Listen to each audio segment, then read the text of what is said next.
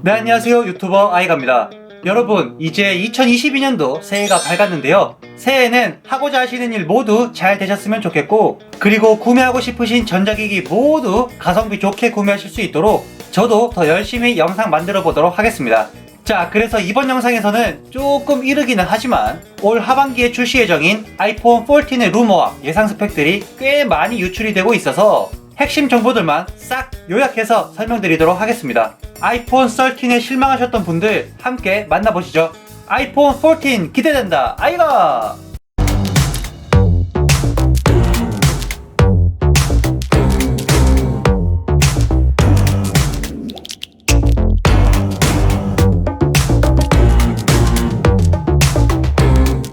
자, 이번 아이폰 14의 주요 변화 포인트들은 크게 세 가지로 볼 수 있을 것 같은데요. 첫 번째는 유심카드 슬롯이 없는 eSIM 전용 모델로 출시될 가능성이 있어 보입니다. 애플은 아이폰 XS부터 유심과 eSIM을 함께 지원하기 시작했는데요. 최근 출시한 아이폰 13 시리즈에도 한 개의 유심과 두 개의 eSIM이 탑재되면서 활용도를 더욱 높였었습니다. 자, 여기서 한 가지 짚고 넘어갈 부분은 eSIM이 도대체 뭐길래 휴대폰에 eSIM을 탑재하게 되면 어떤 다양한 용도로 휴대폰을 사용할 수 있는 것인지에 대해서 간단하게 설명을 드리면, 기존에 우리가 사용하던 유심은 실물 카드 형태의 모듈이고 사용자가 직접 휴대폰에 탈부착을 할 수가 있어요. 즉, 통신사를 통해 유심카드 비용을 지불하고 모듈을 구매한 뒤 여기에 통신사 요금제 등을 입력하여 사용하는 방식인 거죠. 그러나 eSIM은 애초에 휴대폰 내부에 탑재가 되어 있는데요. 그러다 보니 따로 유심카드 구매하는 비용이 들지 않는다는 장점과 QR코드 등을 통해 통신사의 프로파일을 eSIM으로 내려받아 모바일을 아주 간편하게 개통할 수 있다는 장점이 있습니다. 그리고 내부 탑재되어 있는 이 eSIM은 스마트폰 한 대에 두 개의 번호를 사용할 수 있다는 정말 큰 장점이 있는데요. 현재 사용하고 있는 SK, LG, KT 통신사에서 추가로 하나 더 번호를 받을 수가 있다는 얘기인 거죠.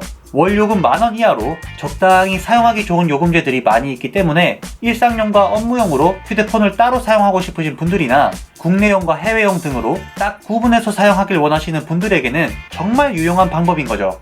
진짜 저 같은 직장인들은 아마 공감을 하실 거예요. 카카오톡에 회사 단톡방이 쌓이고 쌓이다 보면 주말에도 계속 휴대폰이 울려서 진짜 짜증나거든요. 모두 인정하시죠? 그래서 애플은 궁극적으로 유심카드 슬롯을 없애고 eSIM 단일 방식으로 사용하는 모바일을 출시하려고 연구하고 있는데요. 빠르면 이번 아이폰 14 시리즈부터 유심 칩은 없고 두 개의 eSIM 슬롯으로 작동하는 모바일을 출시할 수도 있을 거라고 해요. 자, 그럼 이제 두 번째 변화 포인트는 바로 외관 디자인입니다. 아이폰 13은 아이폰 12에서 후면 카메라의 배치만 조금 이동시키면서 거의 디자인 변화는 없다시피 했었는데, 이번 14 시리즈는 반대로 크고 작은 디자인의 변화들을 아주 다양하게 준비하고 있는 것 같아요. 가장 먼저 14 시리즈는 라인업에서부터 큰 변화가 있는데요. 전작까지는 미니, 일반 모델, 프로, 프로맥스 이렇게 4가지의 모델로 출시가 되었었지만 미니 모델의 꾸준한 판매 조화로 이번 14 시리즈에서는 미니가 빠지고 아마도 아이폰 14 맥스라는 명칭을 가지고 새로운 모델이 출시될 것으로 예상이 됩니다. 즉 6.1인치의 아이폰 14 일반 모델, 6.7인치의 아이폰 14 맥스, 그리고 6.1인치의 프로와 마지막 6.7인치의 프로맥스 이렇게 4개의 모델로 구성이 되는 거죠. 그러니 기본형 모델과 프로 라인업에서 각각 6.1인치와 6.7인치 디스플레이를 가진 모델이 하나씩 존재하게 되었습니다. 그리고 디스플레이의 변화는 노치에도 적용될 예정인데요. 이번 13 시리즈에서 전작 대비 노치 사이즈를 20% 줄였다곤 하지만 체감상 큰 차이를 느낄 수는 없었고 14 시리즈에서 드디어 펀치홀 디자인이 적용될 것처럼 보입니다. 만약 이렇게 펀치홀 디자인이 적용된다면 단순히 디스플레이 사용 면적만 넓어지는 것이 아니라 기존의 페이스 아이디 방식이 사라지고 다시 터치 아이디 암호 해제 방식이 도입될 수도 있다는 가능성이 나오고 있는데요. 요 터치 아이디는 디스플레이 내장형으로 적용된다는 소식까지 나오고 있어서 개인적으로 더욱 기대가 되는 부분입니다. 그리고 측면 버튼 디자인도 바뀔 예정인데요. 소리 진동 버튼의 디자인은 그대로 유지될 것처럼 보이지만 음량 버튼은 동그란 디자인으로 변경될 것 같아 보입니다. 이제 마지막 후면 카메라도 한번 살펴볼 텐데요. 외관의 변화 중 가장 눈에 띄는 부분인데 인덕션이라고 불렀던 카메라 선 부분이 사라지고 플랫한 디자인의 카메라 하우징이 적용되면서 후면 마감의 높이가 거의 동일하게 디자인되지 않을까 예상하고 있어요. 저는 항상 케이스를 끼우지 않고 사용하다 보니까 요 약간의 카툭티도 상당히 신경이 쓰였었는데 이번 14 모델은 상당히 플랫한 디자인으로 나올 것 같아서 정말 기대가 되는 부분입니다. 자, 그리고 마지막 세 번째 변화 포인트는 바로 스펙입니다. 우선 모바일에서 가장 중요한 CPU, 즉 프로세서는 13 시리즈의 A15 칩에서 더욱 개선된 A16 바이오닉 칩셋이 적용될 예정이라고 합니다. 그리고 디스플레이 주사율도 향상될 수 있다고 하는데요. 현재 13 시리즈에서는 프로 라인업에만 120Hz의 주사율을 지원하고 있는데요.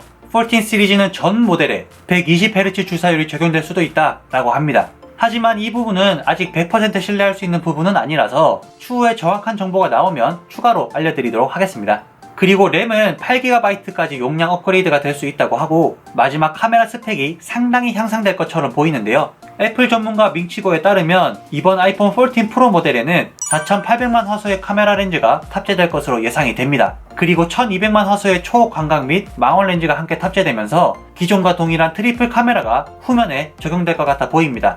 기존의 애플은 2015년에 출시한 아이폰 6에서부터 21년도에 출시한 아이폰 13까지 7년 연속으로 메인 카메라 화소수를 1200만 화소로 유지했었는데 만약 이번에 4800만 화소가 메인 렌즈로 적용이 된다면 4배나 커지는 수치이니 상당히 기대가 되네요. 자, 이렇게 아이폰 14의 주요 변화 포인트들을 크게 3가지로 말씀드려 보았는데요. 올 하반기 9월달에 출시 예정이니까 아직 시간은 많이 남아 있어요.